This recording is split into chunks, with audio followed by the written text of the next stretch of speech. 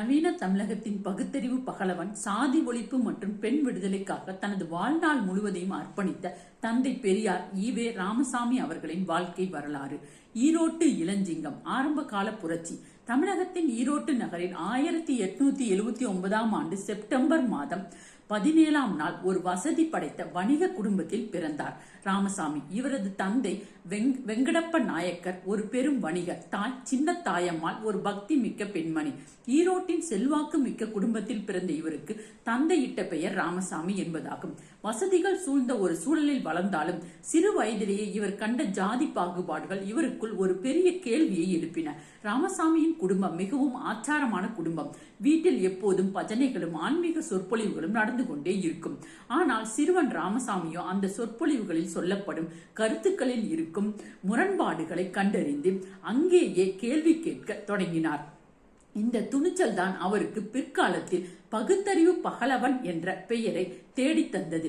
எதையும் அப்படியே ஏற்காமல் ஏன் எதற்கு என்று கேட்கும் குணம் அவருக்கு ரத்தத்திலேயே இருந்தது. பள்ளிக்கூடம் சென்ற சில காலத்திலேயே அங்கு நிலவிய ஜாதி பாகுபாடுகளை கண்டு வருந்திய ராமசாமி படிப்பை பாதியிலேயே நிறுத்தி கொண்டார். தனது 12ஆம் வயதிலேயே தந்தையின் வணிகத்தில் உதவியாக இருக்க தொடங்கினார். ஆனால் வணிகம் செய்யும் போது அவர் சந்தித்த பல்வேறு மனிதர்களும் அவர்கள் அனுபவித்த சமூக அநீதிகளும் அவரை சிந்திக்க வைத்தன. ஒரு சாதாரண வணிகராக தனது வாழ்வை தொடங்கிய அந்த இளைஞன் தான் பின்னாளில் தமிழகத்தின் தலையெழுத்தையே மாற்றப் போகிறான் என்பதை அந்த மண் அப்போது உணர்ந்திருக்கவில்லை. ராமசாமியின் வாழ்க்கையில் 1904ஆம் ஆண்டு மேற்கொண்ட காசி பயணம் ஒரு மிகப்பெரிய திருப்பு முனையாக அமைந்தது. தந்தையோடு ஏற்பட்ட சிறு மனஸ்தாபம் காரணமாக வீட்டை விட்டு வெளியேறி காசிக்கு சென்றார். அங்கு புனித தலங்களில் நடக்கும் அநீதிகளையும், பிராமணர்களுக்கு ஒரு நீதி மற்றவர்களுக்கு ஒரு நீதி என நிலவிய பாகுபாட்டையும் கண்டு அதிர்ச்சி அடைந்தார். பசியால் வாடிய போது ஒரு சரித்திரத்தில் உணவு மறுக்கப்பட்ட சம்பவம் அவரது இதயத்தை ரணமாக்கியது. புனிதமான இடமாக கருதப்படும் காசியிலேயே இவ்வளவு அநாகரிகமான செயல்கள் நடக்கின்றன என்றால் மதம் என்பது மனிதனை பிரிக்கிறதே தவிர இணைக்கவில்லை என்பதை அவர் அங்கே உணர்ந்தார். பிராமணர் அல்லாதவர் என்பதால் அவருக்கு இழைக்கப்பட்ட அவமானம் அவருக்குள் ஒரு மிகப்பெரிய புரட்சி தீயை தூண்டியது. கடவுளின் பெயரால் நடக்கும் இந்த சுரண்டல்கள் ஒழிய வேண்டும் என்று அவர் அங்கேயே உறுதி பூண்டார். இந்த பயணம் தான் அவரை ஒரு நாத்திகராகவும் பகுத்தறிவாளராகவும் மாற்றியது. காசியிலிருந்து ஈரோடு திரும்பிய ராமசாமி முன்பை போல இருக்கவில்லை. அவரது பேச்சிலும் செயலிலும் ஒரு மிகப்பெரிய மாற்றம் தெரிந்தது. மூட நம்பிக்கைகளை தகர்த்த தனது சொந்த இல்லத்திலேயே போராட்டத்தை தொடங்கினார். ஜாதி பெயர்களை துறப்பது, சடங்குகளை புறக்கணிப்பது என அவர் எடுத்த ஒவ்வொரு முடிவும் அக்கால சமூகத்திற்கு ஒரு அதிர்ச்சியை தந்தது. ஒரு ஆன்மீக தேடலுக்கு சென்ற பயணம் அவரை ஒரு சமூக புரட்சியாளராக தமிழகத்திற்கு திருப்பி அனுப்பியது. ஈரோட்டில் ஒரு வெற்றிகரமான வணிகராக திகழ்ந்த ராமசாமி 1918ஆம் ஆண்டு ஈரோடு நகராட்சி தலைவராக தேர்ந்தெடுக்கப்பட்டார். அந்த பதவியில் அவர் காட்டிய நிர்வாக திறன் மற்றும் சீர்திருத்தங்கள் வியப்பிற்கு உரியவை. குறிப்பாக ஈரோடு நகரில் முதலில் குழாய் மூலம் குடிநீர் வழங்கும் திட்டத்தை செயல்படுத்தினார். சுத்தமான தண்ணீர் என்பது மக்களின் அடிப்படை உரிமை என்பதில் அவர் உறுதியாக இருந்தார். அவரது நிர்வாகத்தில் ஜாதி மற்றும் மத பாகுபாடுகளுக்கு இடமில்லை. தாழ்த்தப்பட்ட மக்கள் வசிக்கும் பகுதிகளுக்கு முன்னுரிமை அளித்து சாலை மற்றும் சுகாதார வசதிகளை செய்து கொடுத்தார். ஊழலை ஒழிக்க கடுமையான நடவடிக்கைகளை எடுத்தார். நகராட்சி தலைவராக இருந்தபோது அவர் ஒரு சாதாரண மனிதராகவே மக்களுடன் பழகினார். அவரது திறமையான நிர்வாகத்தை கண்டு அன்றைய ஆங்கிலேய அதிகாரிகள் வியந்து பாராட்டினர். அவர் பதவியில் இருந்த காலத்தில் தான் தமிழகத்தில் பிளாக் நோய் பரவியது. அப்போது தனது உயிரை பணயம் வைத்து நோயால் பாதிக்கப்பட்டவர்களின் வீடுகளுக்கே சென்று அவர்களுக்கு உதவிகளை செய்தார். இறந்தவர்களின் உடல்களை தனது தோள்களில் சுமந்து சென்று அடக்கம் செய்த மனிதாபிமானம் அவருக்கு இருந்தது. இந்த பணிதான் அவரை ஒரு மக்கள் தலைவராக நிலை நிறுத்தியது. அதிகாரத்தை ஒரு சேவையாக கருதிய அவர் பின்னாளில் அவர் ஒரு மாபெரும் அரசியல் இயக்கத்தை வழிநடத்த அஸ்திவாரமாக அமைந்தது. 1919ஆம் ஆண்டு ராஜாஜியின் அழைப்பை ஏற்று இந்திய நேஷனல் காங்கிரஸ் கட்சியில் இணைந்தார் ராமசாமி. காந்திஜியின் எளிமை மற்றும் அவரது கொள்கைகளால் ஈர்க்கப்பட்ட அவர் தனது ஆடம்பரமான வாழ்க்கையை துறந்து கதர் வேட்டி சட்டைக்கு மாறினார். தனது குடும்பத்தினர் அனைவரையும் கதர் அணிய செய்தார். காங்கிரஸ் கட்சியில் அவர் காட்டிய வேகம் மற்றும் உழைப்பு அவரை விரைவில் தமிழக காங்கிரஸ் கமிட்டியின் தலைவராக உயர்த்தியது. காந்திஜி அறிவித்த தீண்டாமை ஒழிப்பு மற்றும் மதுவிலக்கு போராட்டங்களில் ராமசாமி முன்னணியில் நின்றார். ஈரோட்டில் தனது சொந்த தோப்பில் இருந்த 500 தென்னை மரங்களை வெட்டி சாய்த்து மதுவிற்கு தனது எதிர்ப்பை பதிவு செய்தார். கள்ளுக்கடை மறியல் போராட்டத்தில் அவரது மனைவி நாகம்மையாரும் தங்கை கண்ணம்மாளும் வீதியில் இறங்கி போராடி சிறை சென்றனர். ஒரு குடும்பமே தேச விடுதலைக்காகவும் சமூக மாற்றத்திற்காகவும் போராடியது தமிழக வரலாற்றில் ஒரு அரிதான நிகழ்வாகும். காங்கிரஸ் கட்சியில் இருந்தபோது அவர் வகுப்பு வாரி பிரதிநிதித்துவம் கோரிக்கைகளை தீவிரமாக முன்வைத்தார். அரசு வேலைவாய்ப்புகளில் அனைத்து ஜாதியினருக்கும் சம பங்கு கிடைக்க வேண்டும் என்று அவர் வாதிட்டார். ஆனால் அன்றைய காங்கிரஸ் கட்சியில் இருந்த சில மேட்டுக்குடி தலைவர்கள் இதற்கு முட்டுக்கட்டை போட்டனர். இதன் முரண்பாடுதான் அவரை பிற்காலத்தில் காங்கிரஸ் கட்சியை விட்டு வெளியேற வைத்தது. தேச விடுதலைக்கு முன் சமூக விடுதலை அவசியம் என்பதை அவர் ஆழமாக நம்பினார். 1924ஆம் ஆண்டு கேரள மாநிலம் வைக்கத்தில் ஈழவ சமூக மக்கள் கோயிலை சுற்றியுள்ள வீதிகளில் நடக்கக்கூடாது என்ற தடை இருந்தது. இதற்கு எதிராக தொடங்கிய போராட்டத்திற்கு தலைமை தாங்க ராமசாமி அழைக்கப்பட்டார். அங்கு சென்று அவர் ஆற்றிய எழுச்சிமிக்க பேச்சுக்கள் மற்றும் போராட்டங்கள் கேரளாவையே அதிர வைத்தன. இதற்காக அவர் பலமுறை சிறை சென்றார். கடும் சித்திரவதைகளை அனுபவித்தார். வைக்கம் போராட்டம் தான் அவருக்கு வைக்கம் வீரர் என்ற பெயரை தேடித் தந்தது. ஜாதி ஆதிக்கத்திற்கு எதிராக தென்னிந்தியாவில் நடந்த ஒரு மிகப்பெரிய போராட்டமாக இது கருதப்படுகிறது. இந்த போராட்டத்தில் அவர் காட்டிய உறுதி ஒட்டுமொத்த இந்திய தலைவர்களின் கவனத்தையும் ஈர்த்தது. இறுதியில் அந்த தடை நீக்கப்பட்டு ஒடுக்கப்பட்ட மக்கள் அந்த வீதிகளில் நடக்கும் உரிமை பெற்றனர். இது ராமசாமியின் போராட்ட குணத்திற்கு கிடைத்த மிகப்பெரிய வெற்றியாகும். வைக்கம் போராட்டம் அவருக்கு ஒரு மிகப்பெரிய புரிதலை தந்தது. கோயில் வீதிகளில் நடக்கவே இவ்வளவு போராட்டங்கள் தேவைப்படுகின்றன என்றால் ஜாதியை வேரோடு ஒழிக்க இன்னும் எவ்வளவு உழைக்க வேண்டும் என்று அவர் சிந்தித்தார். இந்த போராட்டத்திற்கு பிறகுதான் அவர் பெரியார் என்று மக்களால் அன்போடு அழைக்கப்பட தொடங்கினார். கேரளாவிலும் தமிழகத்திலும் ஒரு சமூக சீர்திருத்த கதாநாயகனாக அவர் உருவெடுத்த தருணம் அது. வாவேசு ஐயர் நடத்தி வந்த சேரன்மா தேவி குருகுலத்தில் பிராமண மாணவர்களுக்கு ஒரு இடத்திலும் மற்ற மாணவர்களுக்கு வேறொரு இடத்திலும் உணவு வழங்கப்பட்டது. இதை அறிந்த பெரியார் மிகுந்த கோபம் அடைந்தார். காங்கிரஸ் கட்சியின் நிதியில் நடக்கும் ஒரு நிறுவனத்தில் இத்தகைய பாகுபாடு இருப்பதை அவர் வன்மையாக கண்டித்தார். ஜாதி பாகுபாட்டை ஒழிக்க துடித்த பெரியாருக்கு இது மிகப்பெரிய சவாலாக அமைந்தது. குருகுலத்தில் நிலவிய பாகுபாட்டை நீக்க அவர் தீவிரமாக போராடினார். ஆனால் சில காங்கிரஸ் கட்சி தலைவர்கள் ஜாதி பாகுபாட்டை தற்காத்து பேசியது பெரியாருக்கு மிகுந்த வருத்தத்தை அளித்தது. கல்வி கற்கும் இடத்தில் கூட ஜாதி இருக்கலாமா என்ற அவரது கேள்விக்கு தலைவர்களிடம் பதில் இல்லை. இந்த சம்பவம் தான் அவருக்கு காங்கிரஸ் கட்சியின் மீது இந்த நம்பிக்கையை முழுமையாக குறைத்தது. சமூகம் அநீதியை சகித்துக் கொள்ளும் எந்த அமைப்பிலும் தான் இருக்கக்கூடாது என்பதில் அவர் உறுதியாக இருந்தார். குருகுல போராட்டம் பெரியாரை ஒரு தீவிரமான சமூக சீர்திருத்தவாதியாக மாற்றியது. ஜாதியை ஒழிக்காமல் சமத்துவம் வராது என்பதை அவர் ஆழமாக உணர்ந்தார். இந்த போராட்டம் தான் பின்னாளில் அவர் சுயமரியாதை இயக்கம் தொடங்க ஒரு முக்கிய காரணமாக அமைந்தது. ஒரு கல்வி நிறுவனத்தில் தொடங்கிய இந்த போராட்டம் தமிழகத்தின் ஒட்டுமொத்த சமூக கட்டமைப்பையே மாற்றப்போகும் ஒரு மகா யுத்தமாக உருவெடுத்தது. 1925ஆம் ஆண்டு காஞ்சிபுரத்தில் நடந்த காங்கிரஸ் மாநாட்டில் வகுப்பு வாரி பிரதிநிதித்துவ தீர்மானத்தை பெரியார் கொண்டு வந்தார். ஆனால் அந்த தீர்மானம் விவாதத்திற்கு ஏற்க மறுக்கப்பட்டது. இதனால் மிகுந்த ஏமாற்றம் அடைந்த பெரியார் காங்கிரஸ் கட்சி ஜாதி ஆதிக்கத்தின் கூடாரமாக இருக்கிறது என்று கூறி அங்கேயே பதவியை துறந்து வெளியேறினார். காங்கிரஸை ஒழிப்பதே என் முதல் வேலை என்று முழங்கியபடி வெளியே வந்த அவர் தமிழக அரசியலில் ஒரு புதிய அத்தியாயத்தை தொடங்கினார். அதே ஆண்டு சுயமரியாதை இயக்கம் என்ற அமைப்பை தொடங்கினார். மனிதன் மனிதனாக மதிக்கப்பட வேண்டும், ஜாதி மற்றும் மத சங்கிலிகளிலிருந்து அவன் விடுபட வேண்டும் என்பதே இந்த இயக்கத்தின் நோக்கம். ஜாதி பெயர்களை துறப்பது, சடங்குகள் இல்லாத திருமணங்களை செய்வது போன்ற புரட்சிகரமான கருத்துக்களை மக்களிடம் கொண்டு சென்றார். இந்த இயக்கம் தமிழகத்தில் ஒரு மிகப்பெரிய பண்பாட்டு புரட்சியை ஏற்படுத்தியது. பெரியாரின் சுயமரியாதை இயக்கம் சாமானிய மக்கள் மற்றும் இளைஞர்கள் மத்தியில் பெரும் வரவேற்பை பெற்றது. கடவுளை மற, மனிதனை நினை என்ற அவரது முழக்கம் பகுத்தறிவு சிந்தனையை தூண்டியது. காங்கிரஸ் கட்சியில் ஒரு தலைவராக இருந்தவர் இப்போது ஒரு மாபெரும் இயக்கத்தின் தந்தையாக மாறினார். தந்தை பெரியார் அவர்களின் சுயமரியாதை இயக்கம் மூலம் தமிழகத்தில் பகுத்தறிவு விதைகளை தூவி உலக நாடுகளுக்கு பயணம் மேற்கொண்டு தனது சிந்தனைகளை விரிவுபடுத்தியது. பகுத்தறிவு பகலவனும் பண்பாட்டு புரட்சியும். 1929ஆம் ஆண்டு பிப்ரவரி மாதம் செங்கல்பட்டில் முதலாவது சுயமரியாதை மாநாட்டை பெரியார் நடத்தினார். இந்த மாநாடு தமிழக வரலாற்றில் ஒரு மிகப்பெரிய திருப்பு முனையாக அமைந்தது. ஜாதி பெயர்களை தங்களின் பெயருக்கு பின்னால் போடுவதை தவிர்க்க வேண்டும் என்ற தீர்மானம் இங்குதான் நிறைவேற்றப்பட்டது. மனிதன் மனிதனாக மதிக்கப்பட வேண்டும், பிறப்பால் உயர்வு தாழ்வு கற்பிப்பது பாவம் என்று பெரியார் முழங்கினார். இந்த மாநாட்டின் மூலம் ஒரு புதிய சமூக விடியல் பிறந்தது. இந்த மாநாட்டில் பெண்கள் அதிக அளவில் கலந்து கொண்டது ஒரு மிகப்பெரிய சாதனையாக பார்க்கப்பட்டது. விதவை மறுமணம், ஜாதி மறுப்பு திருமணங்கள் மற்றும் பெண்களுக்கு சொத்துரிமை வழங்கப்பட வேண்டும் என்ற புரட்சிகரமான தீர்மானங்கள் முன்மொழியப்பட்டன.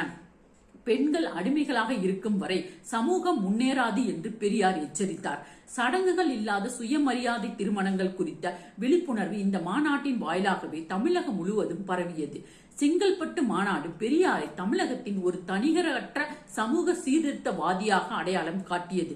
மேட்டுக்குடி மக்கள் மட்டுமே பங்கேற்ற அரசியல் களத்தில் சாமானிய மக்களையும் ஒடுக்கப்பட்டவர்களையும் அணைத்துச் சென்றார். சுயமரியாதை தான் ஒரு மனிதனின் உயிர் என்பதை அவர் ஆழமாக பதிய வைத்தார். இந்த மாநாட்டிற்கு பிறகுதான் தமிழகத்தில் ஜாதி ஒழிப்பு போராட்டம் ஒரு மக்கள் இயக்கமாக உருவெடுத்தது. இதுவே பெரியாரின் பகுத்தறிவு பயணத்தின் முதல் இமாலய வெற்றியாகும். பெரியார் தனது கருத்துக்களை மக்களிடம் கொண்டு செல்ல பத்திரிகைகளை ஒரு வலிமையான கருவியாக பயன்படுத்தினார். 1925 அவர் தொடங்கிய குடியரசு வார இதழ் திராவிட இயக்கத்தின் கருத்தியல் தளமாக விளங்கியது. ஜாதி ஆதிக்கம், மத சுரண்டல் மற்றும் மூட நம்பிக்கைகளை எதிராக அவர் எழுதிய கட்டுரைகள் வாசகர்களிடையே ஒரு பெரிய தாக்கத்தை ஏற்படுத்தின. சித்திரபுத்திரன் என்ற புனைப்பெயரில் அவர் எழுதிய கட்டுரைகள் நையாண்டியும் தர்க்கமும் நிறைந்தவையாக இருந்தன. அவர் எழுத்து நடை மிகவும் எளிமையானது, ஆனால் அதன் தாக்கம் வலிமையானது. சாதாரண பாமர மக்களும் புரிந்து கொள்ளும் வகையில் எளிய தமிழில் கடினமான தத்துவங்களை விளக்கினார். குடியரசு இதழ் பல முறை அரசாங்கத்தால் தடை செய்யப்பட்ட போதும் அவர் அஞ்சவில்லை. ரிவோல்ட் என்ற ஆங்கில இதழை தொடங்கி தனது கருத்துக்களை ஆங்கில இந்திய அளவிலும் கொண்டு சென்றார். பத்திரிகை என்பது அவருக்கு லாபம் தரும் தொழில் அல்ல, அது ஒரு சமூக மாற்றத்திற்கான ஆயுதம். 1935 விடுதலை என்ற நாளிதழை தொடங்கினார். இன்று வரை திராவிட இயக்கத்தின் அதிகாரப்பூர்வ இதழாக இது திகழ்கிறது. உண்மை ஒரு நாள் வெல்லும் என்ற நம்பிக்கையில் அவர் தொடர்ந்து எழுதினார். தந்தை பெரியாரின் எழுத்துக்கள் தான் பின்னாளில் அண்ணா மற்றும் கலைஞர் போன்ற மாபெரும் எழுத்தாளர்களை உருவாக்கியது. ஒரு பத்திரிகையாளராக அவர் செய்த புரட்சி தமிழகத்தின் இதழில் வரலாற்றில் ஒரு அழியாத முத்திரையை பதித்துள்ளது. அவரது பேனா முனை சாதி சங்கிலிகளை அறுத்தெறியும் வாளகமாக செயல்பட்டது. 1931 பெரியார் ஐரோப்பிய நாடுகளுக்கும் சோவிய ரஷ்யாவிற்கும் ஒரு நீண்ட பயணம் மேற்கொண்டார். சுமார் ஒரு ஆண்டு காலம் நடந்த இந்த பயணம் அவரது உலக பார்வையை முழுமையாக மாற்றியது. குறிப்பாக சோவியத் ரஷ்யாவில் நிலவிய பொது உடைமை தத்துவம், அங்கு நிலவிய சமத்துவம் அவரை மிகவும் கவர்ந்தன. மதமும் ஜாதியும் இல்லாத ஒரு சமூகத்தை அங்கே என்னால் காண முடிந்தது என்று அவர் வியப்புடன் கூறினார். ஐரோப்பிய நாடுகளில் நிலவிய தொழில் வளர்ச்சி மற்றும் அறிவியல் முன்னேற்றங்களை கண்டு வியந்த அவர் தமிழகம் அந்த பாதையில் செல்ல வேண்டும் என்று விரும்பினார். ஜார்ஜ் பெர்னாண்டஸ் போன்ற அறிஞர்களை சந்தித்து பேசினார். இந்த பயணத்திற்கு பிறகுதான் ஈரோடு திட்டம் என்ற பொருளாதார திட்டத்தை முன்வைத்தார். வறுமையும் ஜாதியும் ஒன்றோடொன்று தொடர்புடையவை என்பதை அவர் உலக நாடுகளின் அனுபவத்தை கொண்டு விளக்கினார். வெளிநாட்டு பயணம் முடிந்து திரும்பிய பெரியார் இன்னும் தீவிரமான பொது உடைமையை சிந்தனைகளை பரப்பத் தொடங்கினார். பணக்காரன் ஏழை என்ற பிரிவினையும் உயர்ந்த ஜாதி தாழ்ந்த ஜாதி என்ற பிரிவினையும் ஒடுக்கப்பட வேண்டும் என்று முழங்கினார். அவரது பகுத்தறிவு சிந்தனையுடன் இப்போது சமதர்ம சிந்தனைகளும் இணைந்தன. இந்த பயணம்தான் அவருக்கு தேசிய எல்லைகளை தாண்டிய ஒரு உலக அளவிய சிந்தனையாளர் என்ற அந்தஸ்தை தேடி தந்தது. அவரது பார்வையில் உலகம் ஒரு குடும்பமாக தெரிந்தது. 1937 தமிழகத்தில் காங்கிரஸ் ஆட்சி அமைந்த போது முதலமைச்சர் ராஜாஜி பள்ளிகளில் இந்தியை திணிக்கும் உத்தரவை பிறப்பித்தார். இதை தமிழ் மொழிக்கும் பண்பாட்டிற்கும் இழைக்கப்படும் அநீதி என்று பெரியார் கடுமையாக எதிர்த்தார். தமிழ் மொழி என்பது நம் உயிர், அதை சிதைக்க அனுமதிக்க மாட்டோம் என்று முழங்கி தமிழகம் முழுவதும் போராட்டங்களை நடத்தினார். இதுவே தமிழக வரலாற்றின் முதல் மாபெரும் இறுதி எதிர்ப்பு போராட்டமாகும். இந்த போராட்டத்தில் ஆயிரக்கணக்கான தமிழர்கள் சிறை சென்றனர். தாளமுத்து மற்றும் நடராஜன் ஆகிய இரு இளைஞர்கள் சிறையிலேயே உயிர் நீத்தனர். பெரியாரும் கைது செய்யப்பட்டு சிறையில் அடைக்கப்பட்டார். சிறையில் இருந்தபோது அவர் நீதி கட்சியின் தலைவராக தேர்ந்தெடுக்கப்பட்டார். இந்த போராட்டம் தான் தமிழகத்தில் திராவிட உணர்வை ஒரு நெருப்பாக பரவச் செய்தது. மொழி பாதுகாப்பு என்பது இன பாதுகாப்புக்கு மாறிய தருணம் அது. இந்தி எதிர்ப்பு போராட்டம் பெரியாரை தமிழகத்தின் ஒரு ஈடு இணையற்ற பெருந்தலைவராக மாற்றியது. ஒரு மொழிக்காக இவ்வளவு பெரிய மக்கள் திரளை தீட்டியது இந்தியாவிலேயே இதுவே முதல் முறை. இதன் விளைவாக காங்கிரஸ் அரசு பதவி விலகிய பிறகு இந்தி திணிப்பு திரும்ப பெறப்பட்டது. பெரியார் ஏந்திய அந்த மொழிபெயர்ப்பு தான் பின்னாளில் தமிழகத்தில் திராவிட ஆட்சிகள் அமைய அஸ்திவாரமாக அமைந்தது.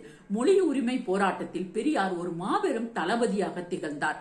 பெரியாரின் சமூக பணிகளையும் குறிப்பாக பெண் விடுதலைக்காக அவர் எடுத்த முயற்சிகளையும் பாராட்டி அவருக்கு ஒரு கௌரவ பெயர் வழங்கப்பட வேண்டும் என்று தமிழக பெண்கள் விரும்பினர். 1938 ஆண்டு நவம்பர் 13 நாள் சென்னையில் நடந்த தமிழ்நாட்டு பெண்கள் மாநாட்டில் பெரியாருக்கு பெரியார் என்ற பட்டம் வழங்கப்பட்டது. மறைமலை அடிகளின் மகள் நீலாம்பிகை அம்மையார் தலைமையில் இந்த மாநாடு மிகச் சிறப்பாக நடைபெற்றது. பெரியார் என்றால் அறிவிலும் பண்பிலும் சிறந்தவர் என்று பொருள். அன்று முதல் அவர் ஈவே ராமசாமி என்ற பெயரை காட்டிலும் தந்தை பெரியார் என்றே மக்களால் அன்போடு அழைக்கப்பட்டார். ஒரு மாபெரும் தலைவருக்கு பெண்கள் ஒன்றிணைந்து பட்டம் வழங்கியது இந்திய வரலாற்றிலே ஒரு அரிதான நிகழ்வாகும். பெண்களின் முன்னேற்றத்திற்காக அவர் ஆற்றிய தொண்டுக்கு கிடைத்த மிகச் சிறந்த நன்றி கடன் இது. அந்த பெயரே ஒரு இயக்கத்தின் வலிமையாக மாறியது. பெரியார் இந்த பட்டத்தை பெருமையாக கருதவில்லை, மாறாக இது இன்னும் பெரிய பொறுப்பை தந்துள்ளதாக கூறினார். பெண்கள் என்னை தந்தையாக கருதுகிறார்கள், அவர்களின் உரிமைகளுக்காக நான் இன்னும் அதிகமாக உழைப்பேன் என்று உறுதியளித்தார். அவரது வாழ்நாள் முழுவதும் அந்த பெயருக்கு கௌரவம் சேர்க்கும் வகையில் அவர் வாழ்ந்து காட்டினார். இன்று வரை பெரியார் என்ற சொல் தமிழகத்தில் பகுத்தறிவின் அடையாளமாக ஒலித்துக் கொண்டிருக்கிறது. 1944 ஆண்டு சேலத்தில் நடந்த நீதி கட்சியின் மாநாட்டில் ஒரு வரலாற்று சிறப்புமிக்க தீர்மானத்தை பெரியார் கொண்டு வந்தார். நீதி கட்சியின் பெயரை திராவிடர் கழகம் என்று மாற்றினார். இது வெறும் பெயர் மாற்றம் மட்டுமல்ல, இது ஒரு அரசியல் இயக்கத்தை சமூக சீர்திருத்த இயக்கமாக மாற்றிய புரட்சியாகும். நாங்கள் பதவியை விரும்பவில்லை, சமூக மாற்றத்தையே விரும்புகிறோம் என்று அவர் பிரகடனம் செய்தார். திராவிடர் கழகத்தின் கொடி கருப்பு நிறத்தில் நடுவில் சிவப்பு வட்டத்தை கொண்டிருந்தது.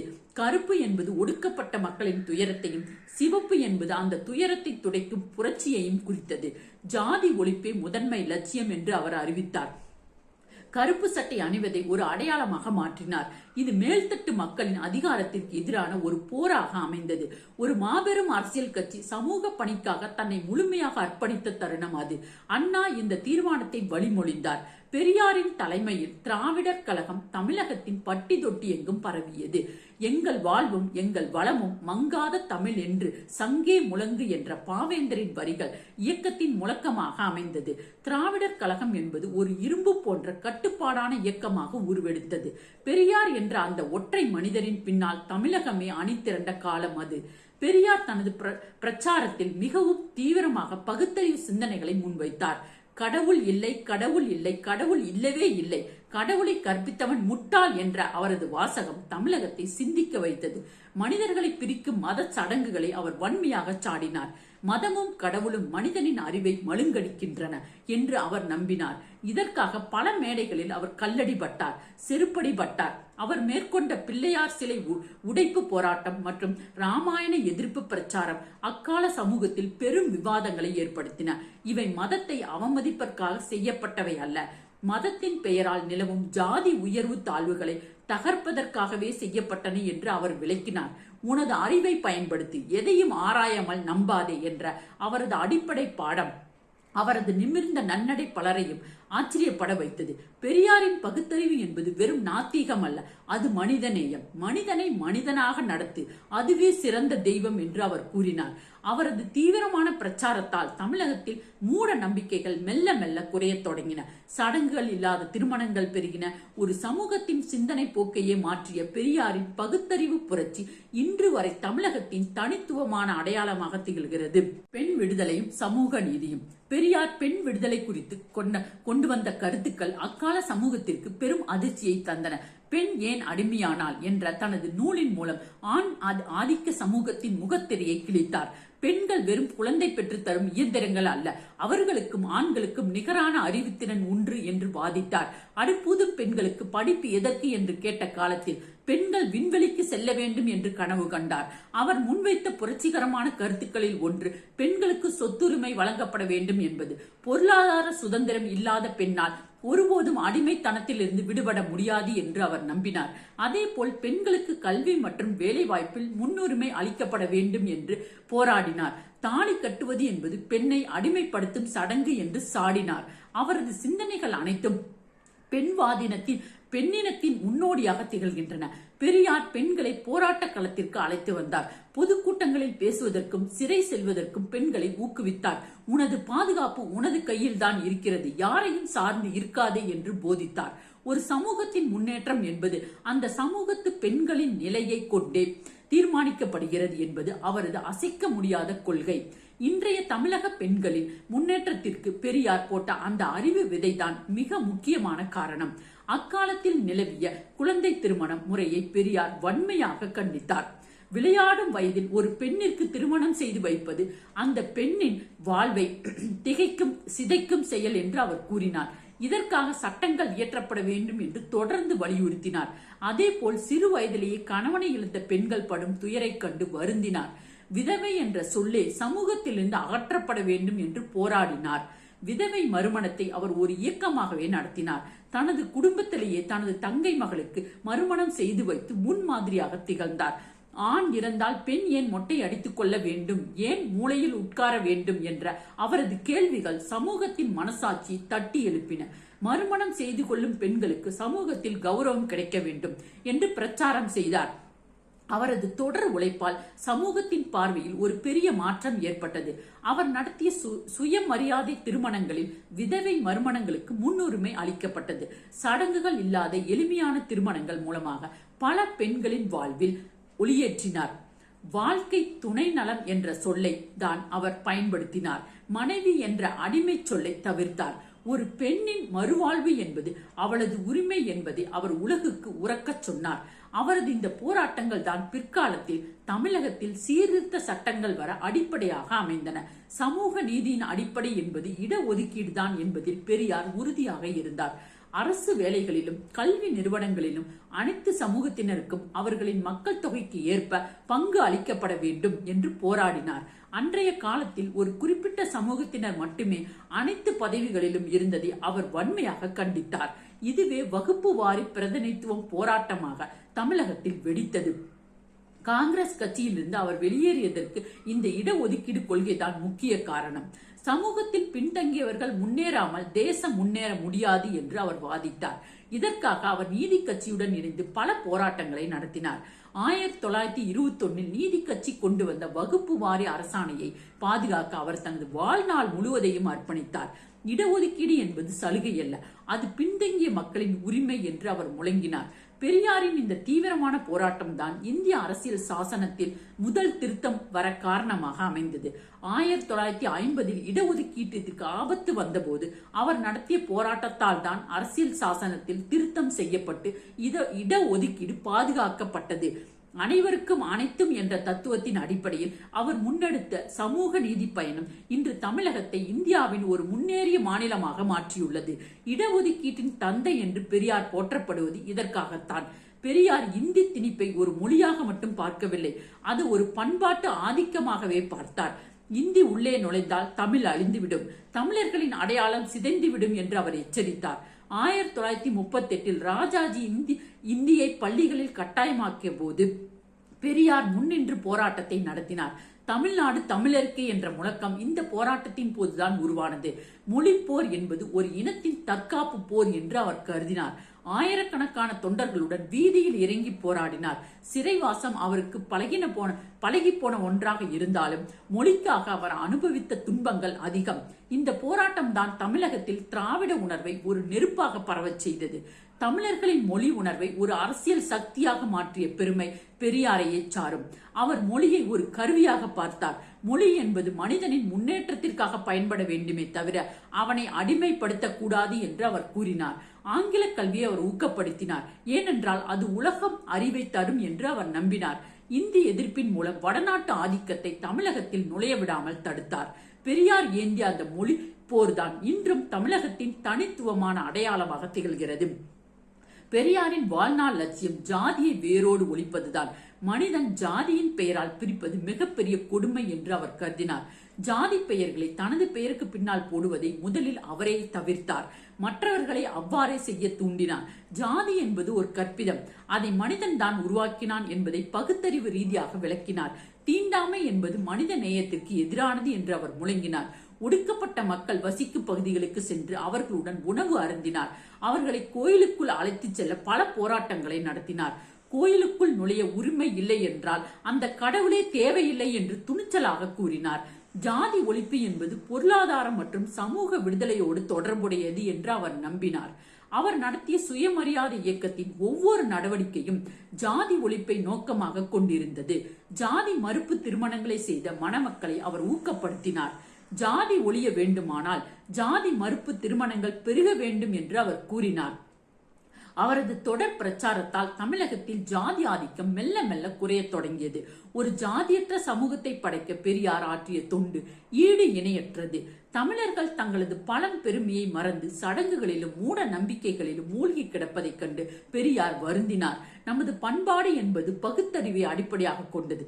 அதை சிதைக்க அனுமதித்து விட்டோம் என்று அவர் கூறினார்.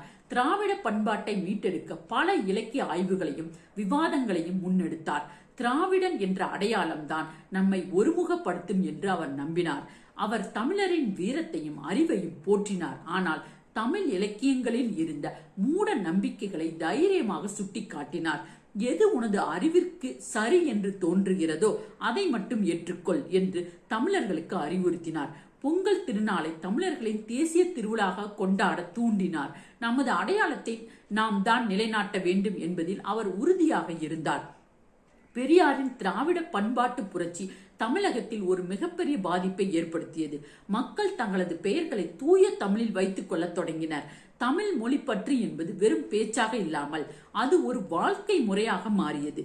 பெரியார் உருவாக்கிய திராவிட அடையாளம்தான் இன்று தமிழகத்தை மற்ற மாநிலங்களிலிருந்து தனித்துவமாக காட்டுகிறது. நமது வேர்களை நாம் கண்டறிய பெரியார் ஒரு திசை காட்டியாக இருந்தார். பெரியார் ஒருபோதும் தேர்தல் அரசியலில் ஈடுபட விரும்பவில்லை. பதவி என்பது ஒரு விலங்கு, அது ஒருவனை சுதந்திரமாக செயல்பட விடாது என்று அவர் கருதினார். பலமுறை அவருக்கு முதலமைச்சர் பதவி தேடி வந்த போதும் அதை அவர் நாசுக்காக மறுத்துவிட்டார். நான் ஒரு சமூக சீர்திருத்தவாதி, அதிகாரத்தில் இருப்பவர்களை கேள்வி கேட்கவே நான் விரும்புகிறேன் என்று அவர் தெளிவாக கூறினார். அவர் ஒரு அழுத்த குழுவாகவே இயக்க விரும்பினார். எந்த கட்சி ஆட்சியில் இருந்தாலும் அவர்கள் சமூக சீர்திருத்த கொள்கைகளை செயல்படுத்த வேண்டும் என்று அவர் வற்புறுத்தினார். ஓட்டுக்காக கொள்கைகளை சமரசம் செய்து கொள்வதை அவர் வெறுத்தார். எனது வேலை மக்களின் அறிவை திறப்பது, அவர்களுக்கு சோறு போடுவது அரசாங்கத்தின் வேலை என்று அவர் கூறினார். அவரது இந்த தன்னலமற்ற பண்புதான் அவரை ஒரு மகாத்மாவாக மக்கள் மனதில் உயர்த்தியது. அரசியல் அதிகாரம் என்பது சமூக மாற்றத்திற்கான ஒரு கருவி மட்டுமே என்பது அவரது கருத்து. மக்களின் மனநிலை மாறாமல் சட்டங்களால் மட்டும் எதையும் மாற்றிவிட முடியாது என்று அவர் நம்பினார். அதனால்தான் அவர் கடைசி வரை வீதியிலேயே நின்று பிரச்சாரம் செய்தார்.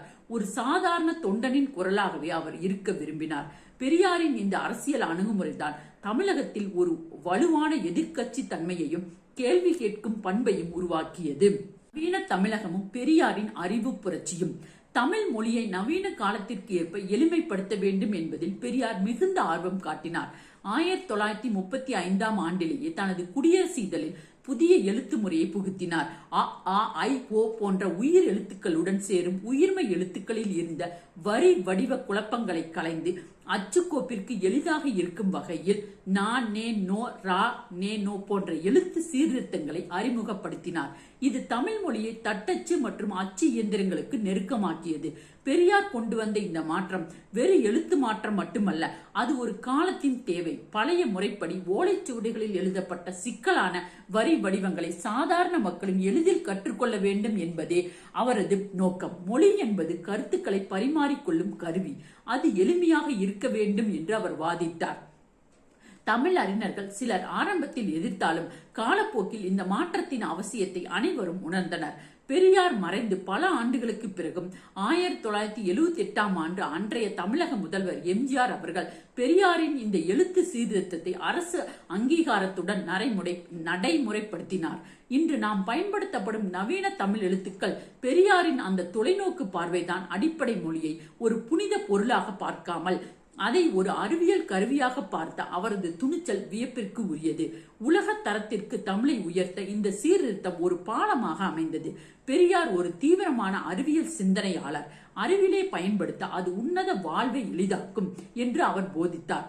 1940களில் எதிர்காலத்தில் மனிதர்கள் கையில் ஒரு சிறு கருவியை வைத்துக் கொண்டு உலகம் முழுவதும் பேசுவார்கள் என்று கணித்தார். இன்று நாம் பயன்படுத்தும் அலைபேசியை அவர் அன்றே தனது கற்பனையில் கண்டிருந்தார். அறிவியல் முன்னேறினால் மனித உழைப்பு குறையும், அறிவு வளரும் என்பது அவரது அசைக்க முடியாத கொள்கை. மூட நம்பிக்கைகளை தகர்க்க அவர் அறிவியலை ஒரு ஆயுதமாக பயன்படுத்தினார். கடவுள் செய்யாததை ஒரு இயந்திரம் செய்யும் என்று அவர் துணிச்சலாக கூறினார். மருத்துவ முன்னேற்றங்கள், விண்வெளி ஆய்வுகள் மற்றும் மின்சார கண்டுபிடிப்புகளை பற்றி பாமர மக்களுக்கு புரியும் வகையில் தனது இதழ்களில் எழுதினார். பழைய புராண கதைகளை விட அறிவியல் கண்டுபிடிப்புகளை ஒரு தேசத்தின் உண்மையான சொத்து என்று அவர் கருதினார். அவரது பகுத்தறிவு என்பது முழுக்க முழுக்க அறிவியல் பூர்வமான தரவுகளை அடிப்படையாக கொண்டது. அவர் விவசாயத்திலும் நவீன தொழில்நுட்பங்களை புகுத்த வேண்டும் என்று விரும்பினார். ஏர் பிடிக்கும் கைகளுக்கு இயந்திரங்கள் கிடைக்க வேண்டும் அவர் கனவு கண்டார். மனித உழைப்பை சுரண்டுவதை தடுத்து தொழில்நுட்பத்தின் மூலம் அனைவருக்கும் சமமான வசதிகள் கிடைக்க வேண்டும் என்று போராடினார். பெரியார் ஒரு விஞ்ஞானி அல்ல, ஆனால் அவர் ஒரு விஞ்ஞான பார்வை கொண்ட சமூக புரட்சியாளர். அவரது இந்த அறிவியல் அணுகுமுறைதான் தமிழகத்தில் ஒரு அறிவு சமுதாயத்தை உருவாக்க வித்திட்டது. பெரியாரின் கொள்கைகளை பரப்புவதில் பேரறிஞர் அண்ணா மற்றும் கலைஞர் கருணாநிதி ஆகியோருக்கு பெரும் பங்கு உண்டு. அண்ணாவை தனது மூளை என்றும் தளபதி என்றும் பெரியார் போற்றினார். பெரியார் ஒரு கரடு முரடான பாறையை போன்றவர் என்றால் அண்ணா அந்த பாறையை செதுக்கி சிலையாக்கும் சிற்பி. பெரியாரின் கடினமான கருத்துக்களை மென்மையான அடுக்கு தமிழில் மக்களிடம் கொண்டு சேர்த்தவர் அண்ணா. இவர்களது குரு சீடர் உறவு தமிழக அரசியலில் ஒரு புதிய சகாப்தத்தை தொடங்கியது. 1949 திமுக உருவான போது பெரியாருக்கும் அண்ணாவிற்கும் இடையே சிறு முறிவு ஏற்பட்டாலும் அவர் கொள்கை ரீதியாக ஒருபோதும் பிரியவில்லை. அண்ணா முதலமைச்சரான போது பெரியாரை சந்தித்து வாழ்த்து பெற்றார். பெரியாருக்கு இந்த பதவியை சமர்ப்பிக்கிறேன் என்று நெகிழ்ச்சியுடன் கூறினார். அதேபோல் கலைஞர் கருணாநிதியை தனது பேனா முனையால் எதிரிகளை வீழ்த்தும் வீரன் என்று பெரியார் மதித்தார். கலைஞரின் சமூக நீதி போராட்டங்களுக்கும் பெரியார் ஒரு பெரும் துணையாக இருந்தார். பெரியார் ஒரு இயக்கத்தை தொடங்கினார், ஆனால் அதை ஒரு அரசியல் சக்தியாக மாற்றி ஆட்சி கட்டிலில் அமர வைத்தவர்கள் அண்ணாவும் கலைஞரும் தான். நாங்கள் ஆட்சியில் இருந்தாலும் பெரியாரே எங்களின் வழிகாட்டி என்பதில் அவர்கள் உறுதியாக இருந்தனர். பெரியாரின் முன்வைத்த ஜாதி ஒழிப்பு, பெண் விடுதலை மற்றும் இடஒதுக்கீடு கொள்கைகளை சட்டங்களாக மாற்றிய பெருமை இவர்களையே சாரும். இந்த மூவர் கூட்டணிதான் நவீன தமிழகத்தின் முகவரியை செதுக்கியது. இவர்களது உறவு என்பது தமிழகத்தின் அரசியல் மற்றும் சமூக வரலாற்றின் முதுகெலும்பாகும். பெரியார் தனது வாழ்க்கையில் மிகவும் தீவிரமான சிக்கனத்தை கடைபிடித்தார். மக்களின் பணம் ஒரு பைசா கூட வீணாக கூடாது என்பதில் அவர் கராராக இருந்தார். பொதுக்கூட்டங்களுக்கு செல்லும் போதும் தனக்கான செலவுகளை தானே ஏற்றுக்கொண்டார். தனது சட்டையில் இருக்கும் கிளிசலை தைத்து பயன்படுத்துவார். ஆடம்பரம் என்பது ஒரு நோய் என்று அவர் கருதினார். அவரது இந்த சிக்கனம் தான் திராவிடர் கழகத்தை ஒரு வலிமையான பொருளாதார பின்னணி கொண்ட இயக்கமாக மாற்றியது. நேர மேலாண்மையில் அவர் ஒரு கடிகாரத்தை போல செயல்பட்டார். ஒரு கூட்டம் 6 மணிக்கு தொடங்கும் என்றால் 5:55 மேடையில் அமர்ந்து விடுவார். நேரத்தை தவற விடுவது ஒருவனின் ஒழுக்கத்தை குறைக்கும் என்று அவர் நம்பினார். தனது 94வது வயது வரை அவர் ஓயாமல் உழைத்ததற்கு அவரது இந்த திட்டமிட்ட வாழ்க்கை முறையே காரணம். உடல்நல குறைவு ஏற்பட்ட போது அவர் தனது பிரச்சார பயணங்களை தள்ளி போட்டதில்லை. அவரது வேகம் இளைஞர்களுக்கு சவால் விடுவதாக இருந்தது. அவர் தனது பயணங்களின் போது மிக எளிமையான உணவையே உட்கொண்டார். சுவைக்காக உண்ணாதே, உடலுக்காக உண் என்று அவர் கூறுவார். அவரிடம் இருந்த ஒரே சொத்து அறிவு மற்றும் புத்தகம் மட்டுமே. சிக்கனம் என்பது கஞ்சத்தனம் அல்ல, அது ஒரு சமூக பொறுப்பு என்பதை அவர் உலகுக்கு உணர்த்தினார். பெரியார் என்ற அந்த ஒற்றை மனிதரின் எளிமையும் காலம் தவறாமையும் தான் இன்று வரை திராவிட இயக்க தொண்டர்களுக்கு ஒரு மிகப்பெரிய பாடமாக இருக்கிறது. பெரியார் தன்னை ஒரு நாத்திகராக அடையாளப்படுத்திக் கொண்டாலும் அவரது உள்ளம் மனிதாபிமானத்தால் நிறைந்தது. கடவுளை விட மனிதனே மேலானவன் என்பது அவரது அடிப்படை தத்துவம். ஜாதியால் ஒடுக்கப்பட்ட மக்களுக்காகவும் வறுமையில் வாடுபவர்களுக்காகவும் அவர் சிந்திய கண்ணீர் அதிகம். ஒரு முறை ஒரு தொண்டர் கஷ்டப்படுவதைக் கண்டு அவரிடம் இருந்த பணத்தை அப்படியே கொடுத்து உதவிய மனிதாபிமானம் அவரிடம் இருந்தது. அவர் மக்களிடம் பேசும்போது மிகவும் எளிமையாக பேசுவார். ஏன் நான் சொல்வது சரிதானே என்று கிராமத்து மொழியில் அவர் கேட்கும் போது மக்கள் அவரிடம் தங்களை முழுமையாக ஒப்படைத்தனர். அவரது பிரச்சார வாகனமான வேன் தான் அவரது வீடாகவும் அலுவலகமாகவும் இருந்தது. தமிழகத்தின் மூலை முடுக்கெல்லாம் அந்த வாகனத்தில் சென்று சாதாரண மக்களை சந்தித்தார். ஏழை எளிய மக்களின் துயர் துடைப்பதை தனது வாழ்நாள் லட்சியமாக கொண்டார். பகைவர்களிடமும் அவர் அன்பு காட்டினார். தன்னை கொலை செய்ய முயன்றவர்களையும் மன்னித்து நல்வழிப்படுத்திய பெருந்தன்மை அவருக்கு இருந்தது. கருத்துக்களை தாக்கும் மனிதர்களை அல்ல என்பது அவரது கொள்கை. பெரியார் ஒருபோதும் யாரையும் தனிப்பட்ட முறையில் வெறுத்தது இல்லை. அவரது போராட்டங்கள் அனைத்தும் அமைப்புகளுக்கும் கொள்கைகளுக்கும் எதிராகவே இருந்தன. அந்த தூய்மையான மனிதாபிமானம் தான் அவரை ஒரு தந்தை என்று அனைவரையும் அழைக்க வைத்தது. பெரியார் ஒரு தமிழக தலைவராக மட்டும் அறியப்படவில்லை, அவர் ஒரு உலகளவிய சிந்தனையாளராகவும் மதிக்கப்பட்டார். 1970ஆம் ஆண்டு யுனெஸ்கோ நிறுவனம் அவருக்கு புதிய உலகின் தீர்க்கதரிசி, தென்கிழக்கு ஆசியாவின் சாக்ரட்டிஸ் என்ற பட்டங்களை வழங்கி சிறப்பித்தது. மூட நம்பிக்கைகளை ஒழிப்பதில் அவர் உலக நாடுகளுக்கே ஒரு வழிகாட்டி என்று அந்த நிறுவனம் பாராட்டியது. ஒரு இந்திய சமூக சீர்திருத்தவாதிக்கு கிடைத்த மிகப்பெரிய உலக அங்கீகாரம் இதுவாகும். அவரது சிந்தனைகள் உலகெங்கிலும் உள்ள சமூகவியல் அறிஞர்களால் இன்றும் ஆய்வு செய்யப்படுகின்றன. பெண்ணியம், பகுத்தறிவு மற்றும் சமூக நீதி குறித்து அவர் முன்வைத்த கருத்துகள் உலக தரமானவை. வேலை நாட்டு சிந்தனையாளர்களுக்கான ரூசோ, வோல்டர் ஆகியோருக்கு இணையானவராக அவர் போற்றப்படுகிறார். ஜாதி என்ற ஒரு தனித்துவமான இந்திய சிக்கலை உலகளவிய மனித உரிமை சிக்கலாக அவர் மாற்றினார். பெரியார் உலக நாடுகளுக்கு சென்றபோது அங்குள்ள சமூக கட்டமைப்புகளை உற்று நோக்கினார். உலகம் முழுவதையும் ஒரே குடும்பமாக பார்க்க வேண்டும் என்ற பன்னாட்டு கொள்கையை அவர் ஆதரித்தார். குறுகிய தேசியவாதத்தை தாண்டி மனித குலத்தின் ஒட்டுமொத்த முன்னேற்றத்திற்காக அவர் சிந்தித்தார். இன்று உலகம் முழுவதும் பேசப்படும் சமத்துவ கருத்துக்களுக்கு பெரியாரின் சிந்தனைகள் ஒரு மிகச்சிறந்த அடித்தளமாக இருக்கின்றன. அவர் ஒரு உலக புரட்சியாளராகவே வரலாற்றில் நிலைத்து நிற்பார். பெரியார் திராவிட பண்பாட்டை மீட்டெடுப்பதில் ஒரு கவசமாக இருந்தார். தமிழர்கள் தங்களது வீரத்தையும் மானத்தையும் விட்டுக் கொடுக்க கூடாது என்று அவர் அடிக்கடி முழங்கினார். திராவிட நாகரிகம் என்பது உலகிலேயே மிக தொன்மையானது என்பதை அவர் உலகுக்கு உரக்கச் சொன்னார். ஆனால் பண்பாடு என்ற பெயரால் நிலவும் மூட நம்பிக்கைகளை அவர் கடுமையாக எதிர்த்தார். பண்பாடு என்பது மனிதனை மேம்படுத்த வேண்டுமே தவிர அவனை பின்னோக்கி தள்ளக்கூடாது என்பது அவரது கொள்கை. அவர் நடத்திய பொங்கல் விழாக்கள் மற்றும் தமிழர் திருநாள் கொண்டாட்டங்கள் மக்களின் மொழி மற்றும் இன உணர்வை தூண்டின. திராவிடன் என்ற அடையாளம் தான் நம்மை ஒற்றுமைப்படுத்தும் என்று அவர் நம்பினார்.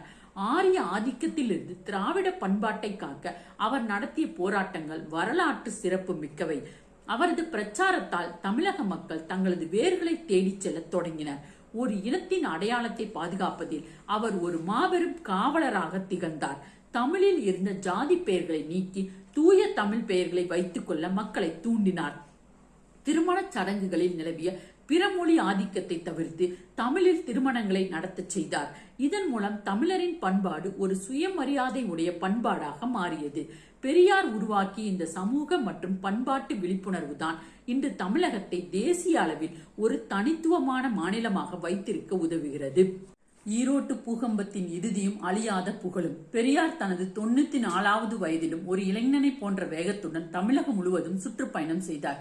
அவரது உடல்நிலை மிகவும் நலிவடைந்திருந்த போதும், சிறுநீரக கோளாறு அவதிப்பட்ட போதும் அவர் தனது பிரச்சார வாகனத்தை விட்டு இறங்கவில்லை. எனது கடைசி மூச்சு இருக்கும் வரை இந்த சமூகத்திற்காக உழைப்பேன் என்று அவர் அடிக்கடி கூறுவார்.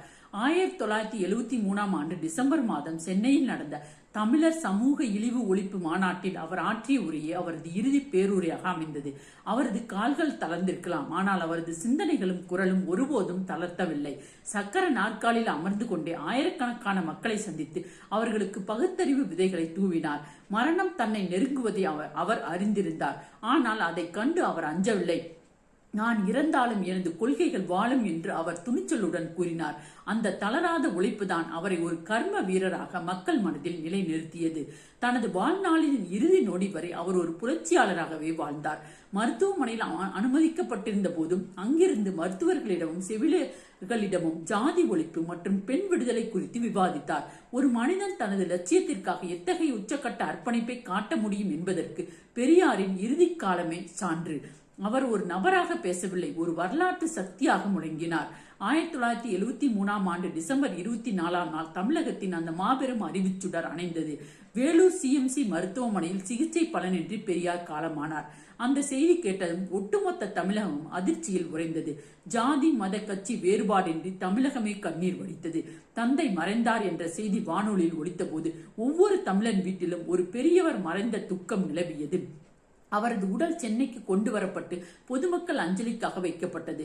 இந்திய பிரதமர் இந்திரா காந்தி முதல் தமிழக முதல்வர் கலைஞர் கருணாநிதி வரை அனைத்து தலைவர்களும் நேரில் வந்து அஞ்சலி செலுத்தினர். லட்சக்கணக்கான மக்கள் திரண்டு வந்து தங்களது தந்தைக்கு விடை கொடுத்தனர். அவரது இறுதி ஊர்வலம் தமிழக வரலாற்றில் ஒரு மிகப்பெரிய ஊர்வலமாக அமைந்தது. சென்னையின் வீதிகள் அனைத்தும் மக்கள் வெள்ளத்தால் நிறைந்திருந்தன. பெரியாரின் உடல் சென்னை வேப்பேரியில் உள்ள பெரியார் திடலில் அடக்கம் செய்யப்பட்டது. உழைப்பே உயர்வு தரும் என்ற அவரது கொள்கைக்கேற்ப அந்த இடம் இன்றும் ஒரு பகுத்தறிவு பாசறையாக திகழ்கிறது. அவர் மறைந்தாலும் அவர் ஏற்றிய பகுத்தறிவு தீ அணையாமல் எரிந்து கொண்டிருக்கிறது. ஒரு சாதாரண மனிதனாக தொடங்கி ஒரு மாபெரும் சகாப்தமாக அவர் மறைந்த அந்த நாள் தமிழக வரலாற்றின் ஒரு கருப்பு தினமாகும். பெரியார் மறைந்த சில காலத்திலேயே அவரது சமூக பணிகளை உலக கொண்டாட தொடங்கியது. ஐக்கிய நாடுகள் சபையின் யுனெஸ்கோ நிறுவனம் புதிய உலகின் தீர்க்கதரிசி, தென்கிழக்கு ஆசியாவின் சாக்ரட்டிஸ் என்று பெரியாரை புகழ்ந்தது. மூட நம்பிக்கைகளுக்கு எதிராக அவர் ஏந்திய போர் மனித குலத்திற்கே ஒரு வழிகாட்டி என்று அந்த நிறுவனம் பாராட்டியது. ஒரு இந்திய தலைவருக்கு கிடைத்த மிகப்பெரிய சர்வதேச அங்கீகாரம் இதுவாகும். உலகெங்கிலும் உள்ள சமூகவியல் அறிஞர்கள் பெரியாரின் பெண்ணியம் மற்றும் சமூக நீதி கருத்துக்களை ஆய்வு செய்ய தொடங்கினர். மேற்கிந்திய நாடுகளின் பெண்ணியவாதிகளுக்கு இணையாக பெரியாரின் சிந்தனைகள் உலக அரங்கில் பேசப்பட்டன.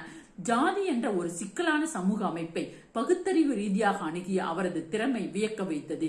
இன்று அமெரிக்கா முதல் ஐரோப்பா வரை பெரியாரின் தத்துவங்கள் பல்கலைக்கழகங்களில் பாடமாக வைக்கப்பட்டுள்ளன. அவரது புகழுக்கு எல்லைகள் கிடையாது. மனித நேயமே மிகப்பெரிய அறம் என்று அவர் சொன்ன வார்த்தைகள் உலகளவிய தத்துவங்களாக மாறின. அவர் ஒரு தமிழக தலைவராக மட்டும் இல்லாமல் ஒரு உலகளவிய சிந்தனையாளராக இன்றும் மதிக்கப்படுகிறார். யுனெஸ்கோ வழங்கிய அந்த பாராட்டு பத்திரம் பெரியார் என்ற அந்த புரட்சியாளரின் அறிவுத்திறனுக்கு சூட்டப்பட்ட மணி மகுடமாகும். இன்று நாம் அனுபவிக்கும் பல உரிமைகளுக்கு பின்னால் பெரியாரின் போராட்டம் இருக்கிறது. தமிழகத்தில் நிலவும் 69% இடஒதுக்கீடு, பெண்களுக்கு சொத்துரிமை, ஜாதி மறுப்பு திருமணங்கள் என அனைத்தும் அவர் விதைத்த சிந்தனைகளின் அறுவடைதான். யாரும் யாருக்கும் அடிமை இல்லை என்ற அவரது தத்துவம் இன்றும் ஒடுக்கப்பட்ட மக்களின் வழியாக இருக்கிறது. தமிழக அரசியலில் எந்த தேர்தலாக இருந்தாலும் பெரியார் பெயர் இல்லாமல் அது முழுமையடையாது. பெரியார் உருவாக்கிய பகுத்தறிவு பாதைதான் இன்று தமிழகத்தை இந்தியாவிலேயே ஒரு முன்னேறிய மாநிலமாக மாற்றியுள்ளது. மூட நம்பிக்கைகளிலிருந்தும் விடுபட்டு அறிவியல் பூர்வமாக சிந்திக்கும் ஆற்றலை தமிழர்களுக்கு வழங்கியவர் அவர். இன்றும் தமிழகத்தில் நடக்கும் சமூக மாற்றங்களுக்கு பெரியார் ஒரு திசை காட்டியாக இருக்கிறார். இளைஞர்கள் மத்தியில் அவரது சிந்தனைகள் ஒரு மிகப்பெரிய புரட்சியை ஏற்படுத்தி வருகின்றன. சமூக வலைதளங்களின் பெரியாரின் வரிகள் இன்றும் வைரலாக பகிரப்படுகின்றன. உனது அறிவை பயன்படுத்தி என்ற அவரது எளிய அறிவுரை இன்றைய தகவல் தொழில்நுட்ப காலத்திற்கு மிகவும் தேவையானது ஒன்றாக இருக்கிறது. அவர் மறைந்து அரை நூற்றாண்டு கடந்த பின்பும் இன்றும் அவரை பற்றிய விவாதங்கள் தமிழகத்தில் தீவிரமாக நடக்கின்றன. அவர் ஒரு தலைவராக மட்டுமில்லாமல் ஒரு வாழ்க்கை முறையாகவே தமிழகத்தில் ஊடுருவி இருக்கிறார். பெரியார் பெண்களுக்காகவே செய்த தியாகங்கள் ஈடு இணையற்றவை. பெண் விடுதலை இல்லாமல் மனித விடுதலை சாத்தியமில்லை என்று அவர் முழங்கினார். இன்றும் தமிழக பெண்கள் கல்வி மற்றும் வேலை வாய்ப்பில் சிறந்து விளங்குவதற்கு பெரியார் போடப்பட்ட பிள்ளையார் சுழிதான் காரணம். திருமண சடங்குகளிலிருந்து பெண்களை விடுவித்து அவர்களை ஒரு சுதந்திரமான மனிதர்களாக மாற்றினார். தாலி ஒழிப்பு மற்றும் மறுமணம் குறித்த அவரது கருத்துக்கள் இன்றும் சமூகத்தில் பெரும் தாக்கத்தை ஏற்படுத்துகின்றன. பெண்கள் தங்களது உரிமைகளுக்காக போராடும் துணிச்சலை பெரியாரிடமிருந்தே பெற்றனர். உனது பாதுகாப்பு உனது கையில் தான் இருக்கிறது என்று அவர் சொன்ன வார்த்தைகள் இன்றும் பெண்களுக்கு தன்னம்பிக்கை தருகின்றன. தமிழகத்தில் பெண்களுக்கு 50% இடஒதுக்கீடு உள்ளாட்சி அமைப்புகளில் இருப்பதற்கு பெரியாரின் அடித்தளமே காரணம். அவர் பெண்களை வெறும் இல்லத்தரசிகளாக பார்க்காமல் சமூகத்தை வழிநடத்தும் தலைவர்களாக பார்த்தார். இன்றைய நவீன பெண்கள் தங்களது கௌரவத்தையும் உரிமையையும் நிலைநாட்ட பெரியாரின் பெண் ஏன் அடிமையானால் புத்தகத்தை தங்களது வழிகாட்டியாக கொண்டுள்ளனர். ஒரு பெண்ணின் சுயமரியாதையை விட மேலானது எதுவும் இல்லை என்பதை அவர் புரிய வைத்தார். பெரியார் என்ற அந்த பெயர் இன்றும் தமிழக பெண்ணிய போராட்டங்களின் அடையாளமாக திகழ்கிறது. அவர் பெண்களின் அடிமை சங்கிலியை அறுத்தெறிந்த ஒரு மாபெரும் விடுதலை வீரர். தமிழகத்தில் இன்றும் பேசப்படும் திராவிட மாடல் ஆட்சிக்கு அஸ்திவாரம் போட்டவர் தந்தை பெரியார் தான். சமூக நீதி, சமத்துவம், மாநில சுயாட்சி ஆகிய கொள்கைகள் அவரது வளர்த்தெடுத்தவை. எந்த கட்சி ஆட்சியில் இருந்தாலும் பெரியார் கொள்கைகளை தவிர்க்க முடியாது என்ற நிலை தமிழகத்தில் உள்ளது. அனைவருக்கும் அனைத்தும் என்ற தத்துவமே தமிழகத்தின் வளர்ச்சிக்கு திறவுகோலாக இருக்கிறது. அவர் உருவாக்கிய திராவிட உணர்வுதான் தமிழகத்தை வடநாட்டு ஆதிக்கத்திலிருந்து பாதுகாத்து வருகிறது. மொழிப்பற்று மற்றும் இன உறவை ஒரு அரசியல் சக்தியாக மாற்றியவர் அவர்தான். தமிழகத்தின் பொருளாதாரம் மற்றும் சமூக முன்னேற்றங்கள் அனைத்தும் பெரியாரின் பகுத்தறிவு பார்வையில் உதித்தவை. அவர் ஒருமுறை சொன்னார், அறிவை வளர்த்துக்கொள், அதுவே உனது உண்மையான சொத்து. அந்த அறிவுதான் இன்று தமிழகத்தை தொழில்நுட்ப துறையில் முன்னணியில் நிறுத்தியுள்ளது. பெரியார் ஒரு இயக்கத்தை தொடங்கினார், ஆனால் அது இன்று ஒரு பண்பாடாகவே மாறியுள்ளது. ஜாதி மறுப்பு திருமணங்கள், சமத்துவபுரங்கள், இலவச கல்வி என பல திட்டங்களுக்கு பெரியாரின் சிந்தனைகளை வேறாக இருக்கின்றன. அவர் காட்டிய பாதையில் தமிழகம் நடைபோடுவதால் தான் இன்றும் சமூக அமைதியில் சிறந்த மாநிலமாக திகழ்கிறது. பெரியார் ஒரு நபர் அல்ல, அவர் ஒரு அரசியல் மற்றும் சமூக கோட்பாடு. பெரியார் ஒருமுறை சொன்னார், நான் சொன்னது என்பதற்காக எதையும் அப்படியே நம்பாதே. உனது அறிவுக்கு சரி என்று தோன்றினால் மட்டுமே ஏற்றுக்கொள். இந்த தன்னடக்கமே அவரை ஒரு மிகப்பெரிய தலைவராக மாற்றியது. அவர் தன்னை ஒருபோதும் ஒரு கடவுளாகவோ அல்லது தீர்க்க தரிசியாகவோ அடையாளப்படுத்திக் கொள்ளவில்லை. ஒரு சாதாரண மனிதனாகவே அவர் கடைசி வரை இருந்தார். அந்த எளிமைதான் அவரை ஒரு சகாப்தமாக மாற்றியது. காலங்கள் மாறலாம், தலைமுறைகள் மாறலாம், ஆனால் பெரியாரின் தத்துவங்கள் ஒருபோதும் மாறாது. ஜாதி மற்றும் மதத்தின் பெயரால் மனிதர்கள் பிரிக்கப்படும் வரை பெரியார் தேவைப்பட்டு கொண்டே இருப்பார். அவரது சிலைகள் இன்றும் தமிழகத்தின் மூலை முடுக்கெல்லாம் நிறுவப்பட்டுள்ளன. அந்த சிலைகள் வெறும் சிலைகள் அல்ல, அவை சுயமரியாதை என்ற உணர்வின் சின்னங்கள். பெரியார் என்ற அந்த 3 எழுத்து மந்திரம் இன்றும் தமிழகத்தின் வலிமையாய் இருக்கிறது. இறுதியாக தந்தை பெரியார் அவர்களின் வாழ்க்கை என்பது துணிச்சலுக்கும் அறிவுக்கும் கிடைத்த மிகப்பெரிய வெற்றியாகும். மானமும் அறிவும் மனிதருக்கு அழகு என்று அவர் பாராட்டினார். அதன்படியே வாழ்ந்து மறைந்தார். தமிழகத்தின் ஒவ்வொரு அணுவிலும் அந்த பகுத்தறிவு பகலவனின் புகழ் கலந்திருக்கிறது. பெரியார் என்ற அந்த சூரியனின் ஒருபோதும் மறையாது. அது தமிழர்களின் அறிவு பாதையை என்றென்றும் ஒளிரச் செய்து கொண்டே இருக்கும். தந்தை பெரியார் அவர்களின் வாழ்க்கை ஒரு சாதாரண கிராமத்து சிறுவன் தனது அறிவாலும் உழைப்பாலும் ஒரு இனத்தையே மாற்றியமைத்த உன்னத வரலாறு. கடவுளை மற, மனிதனை நினை என்ற அவரது கொள்கைதான் அவரை சிகரத்திற்கு அழைத்துச் சென்றது. அவரது சாதனைகளை சொல்ல ஒரு வாழ்நாள் போதாது. இந்த தொடர் உங்களுக்கு ஒரு புதிய நம்பிக்கையையும் பெரியார் என்ற அந்த மகா மனிதரை பற்றிய ஆழமான புரிதலையும் தந்திருக்கும் என்று நம்புகிறேன். எங்கள் சேனலில் இது போன்ற மாபெரும் ஆளுமைகள் மற்றும் ஊக்கம் தரும் கதைகளை தொடர்ந்து வழங்கி வருகிறோம். இந்த தகவல்கள் உங்கள் வாழ்விற்கு ஒரு புதிய உத்வேகத்தை தரும் என்று நம்புகிறோம். இந்த வீடியோ உங்களுக்கு பிடித்திருந்தால் லைக் செய்யுங்கள். உங்கள் நண்பர்களுக்கும் இதை பகிர்ந்து அவர்களின் அறிவு தேடலுக்கு உதவுங்கள். இது போன்ற மேலும் பல வரலாற்று நாயகர்களின் கதைகளை தெரிந்து கொள்ள இப்போதே நமது சேனலை சப்ஸ்கிரைப் செய்யுங்கள். இந்த நாள் உங்களுக்கு இனிமையான நாளாக அமையட்டும். அடுத்த சுவாரஸ்யமான வீடியோவில் உங்களை சந்திக்கும் வரை உங்களிடமிருந்து விடைபெறுவது உங்கள் அன்பு சகோதரி சுதா. நன்றி. வாழ்க தமிழ்.